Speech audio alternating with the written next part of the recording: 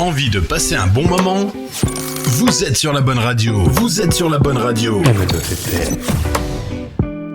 Bonjour et bienvenue sur MEPF FM, j'espère que vous allez bien. Aujourd'hui nous accueillons Marine et Clémence Dugor, fondatrices des logements intergénérationnels de l'agglomération d'Elbeuf. Je vous laisse avec les interviews. Est-ce que vous pouvez nous décrire en quelques mots pourquoi vous êtes ici? C'est quoi votre concept? Alors, on est là pour vous présenter l'association Intergénération que nous avons cofondée toutes les deux. Donc il s'agit d'un habitat partagé, inclusif et intergénérationnel. Le but, c'était de proposer une solution nouvelle aux personnes en situation d'isolement ou aux personnes en situation précaire. Un habitat qui propose de l'intergénérationnalité, comme son nom l'indique, et de la mixité des publics. C'est une solution innovante, enfin différente de ce qui peut exister, tel que les foyers ou les maisons de retraite par exemple. On mixe vraiment les publics, c'est-à-dire qu'il y aura des personnes âgées, des jeunes, des personnes en situation de handicap, des personnes en situation précaire. On rassemble toutes ces personnes dans un même lieu. L'autre concept qui est important de notre projet, c'est qu'on a créé une salle d'activité de 70 mètres carrés qui sera à disposition de nos habitants, mais également à disposition des acteurs locaux et des habitants du territoire, pour créer encore plus de partage et de mixité. Quelle a été votre principale motivation pour acheter et transformer le vieux bâtiment? La première motivation, c'est aussi une question de prix. C'était un prix qui était accessible, et aussi ce qui était intéressant pour nous, c'est qu'en dehors du fait que ce soit un lieu emblématique pour la ville d'Elbeuf, puisque tout le monde connaît l'ancienne école Immaculée Conception, on a eu des retours lorsqu'on faisait présenter au niveau des journées portes ouvertes des personnes qui nous disaient que c'était des anciens élèves. C'est aussi la conception du lieu qui pour nous était avantageuse, puisqu'on avait des grandes pièces, c'était facile de se projeter, c'était facile aussi d'imaginer comment on allait transformer le lieu. Et en fait, c'est surtout qu'il y avait un ascenseur, il y avait des accès pour les personnes à mobilité réduite, et ce qui permettait, nous, dans notre projet, de vraiment inclure les personnes aussi qui, dans le champ de l'handicap, qui ont des soucis de mobilité. Et puis aussi parce que c'était vraiment en centre, en cœur de ville. Il y a des commerces de proximité qui sont pas loin, il y a le bus au pied du lieu. Et ça, c'est important aussi quand on imagine l'inclusion des personnes, c'est aussi comment elles vivent au sein de la ville, dans la cité, et comment en fait elles peuvent s'ouvrir vers l'extérieur. Et ça aussi, c'était un plus, le fait que tout soit accessible à pied ou en transport. Comment vous l'avez financé ce projet ? Est-ce que vous avez eu des subventions ? Alors, au départ, nous cherchions un lieu en location pour l'association, mais pour un projet comme celui-ci, ça s'est avéré très compliqué, voire impossible. Donc, du coup, on a fait un montage financier, on a acheté tout un ensemble immobilier dans lequel on a fait la partie associative, mais aussi des logements privés qui permettent de rembourser le prêt que nous avons dû faire pour acheter et faire les travaux de rénovation. En revanche, au niveau des travaux et de l'achat, nous n'avons eu aucune subvention. Quelles sont les caractéristiques spécifiques des lieux de vie partagés entre la salle de séjour, la cuisine? Est-ce que ça favorise l'inclusion et l'interaction? Le but vraiment, nous, faut savoir qu'on a 720 mètres carrés pour 13 habitants, ce qui fait quand même que le nombre de mètres carrés au nombre d'habitants est assez élevé. Et l'objectif, c'était vraiment d'avoir des grands espaces de vie pour que chacun puisse se retrouver sans trop être les uns sur les autres.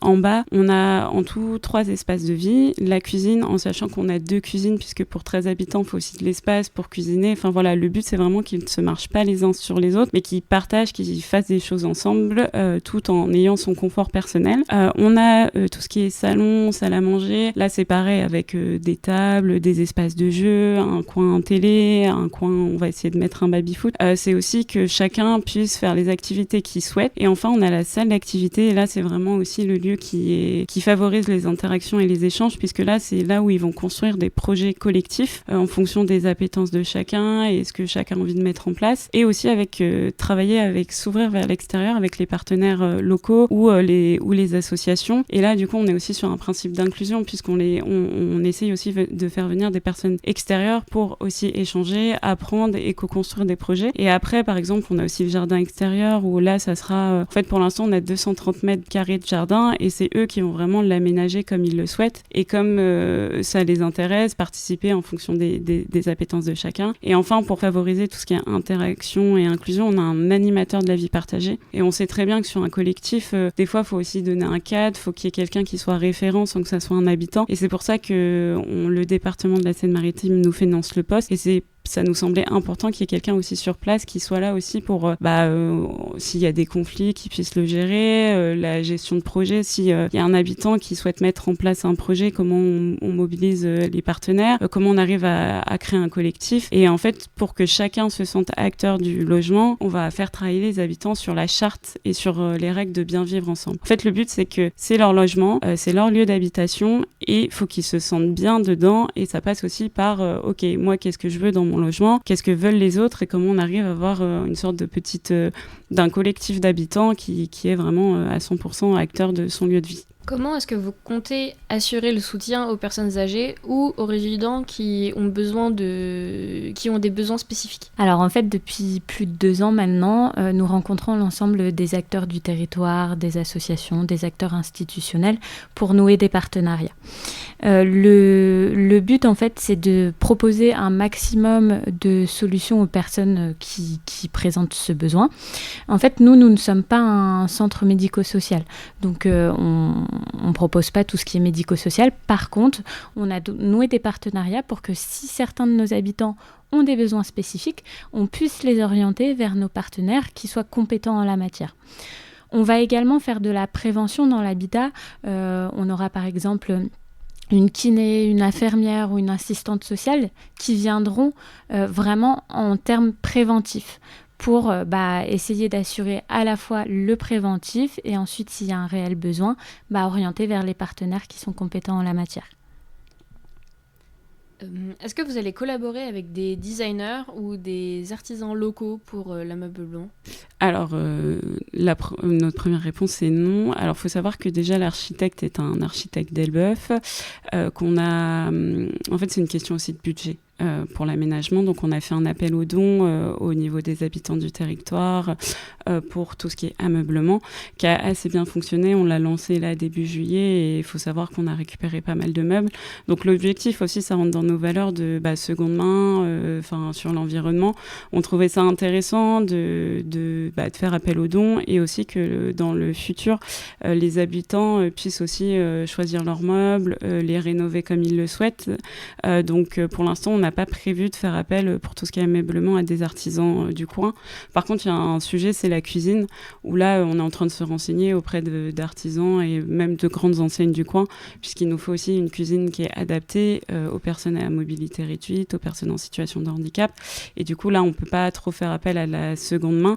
Mais ça, en fait, c'est aussi toujours une question de budget. On reste une association qui est assez limitée et meubler 720 mètres carrés, ça commence à chiffrer. Donc là, au niveau des dons, on est bien. On cherche encore un peu d'électroménager et de la cuisine. Donc là, on pense qu'on va faire appel à des artisans du coin, mais pour l'instant, rien n'est fixé. Quel impact espérez-vous que ce projet aurait sur la communauté locale ? Alors, nous espérons en fait que ce lieu devienne un lieu de rencontre et d'échange entre les habitants, mais aussi les habitants de manière générale du territoire. Nous souhaitons que ce soit un lieu de partage et de mixité, comme évoqué précédemment. Nous souhaitons également démontrer qu'il est possible de faire cohabiter différents types de publics et que certains ne soient plus stigmatisés comme ils peuvent l'être aujourd'hui. Quelles leçons avez-vous apprises en menant à bien ce projet ? C'est la persévérance, je pense, surtout quand on est jeune, qu'on l'a imaginé il y a 3 ans, faut aussi faire ses preuves, donc des fois c'est aussi parfois compliqué.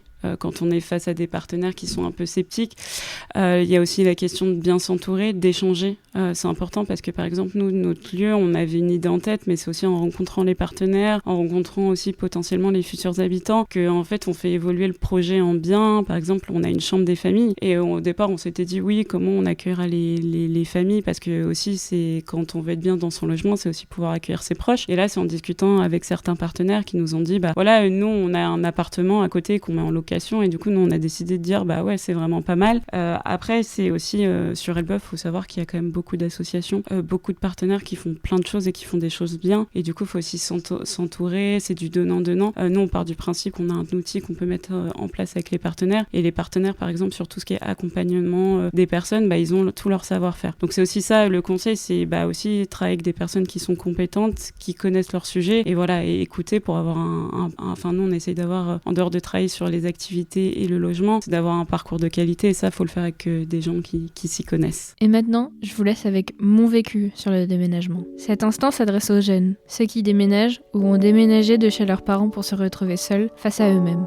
Aujourd'hui, on va parler de ce sentiment de sauter dans le vide, découvrir une nouvelle vie et se créer de nouvelles habitudes. Il y a plusieurs raisons de vouloir changer. Soit il est temps pour vous de voyager solo, soit vous n'avez pas le choix ou tout simplement le destin décide de s'en mêler et de vous donner un petit coup de pouce. Quand tu trouves ton propre logement, la seule personne à qui tu rends des comptes, c'est toi-même. La découverte des premières factures d'eau et d'électricité, le loyer, les frais fixes qui ne bougeront pas les mois à venir. Une fois installé, c'est ton logement, tes meubles, ta déco et ta manière de fonctionner. Il y a l'excitation du début où tu découvres ou redécouvres toute ta vie, pourtant tu ne te sens pas encore tout à fait chez toi. Quand tu te réveilles le matin, personne n'est là pour te dire bonjour ou pour te dire de ranger ton bol de céréales, c'est le calme plat. La gestion de ton budget aussi. Faire en sorte que toutes tes factures soient payées et après, si tu peux toujours, te faire un petit kiff. Mon père a l'habitude de dire qu'une fois les factures sont réglées, tout ira bien. Alors papa, peut-être pas tout, mais on peut y arriver. C'est peut-être un conseil débile pour vous, mais si vous essayez et que vous mettez votre âme dedans, ça peut marcher. Ayez confiance et n'écoutez que vous. C'est une bonne façon de devenir indépendant et de gagner en maturité.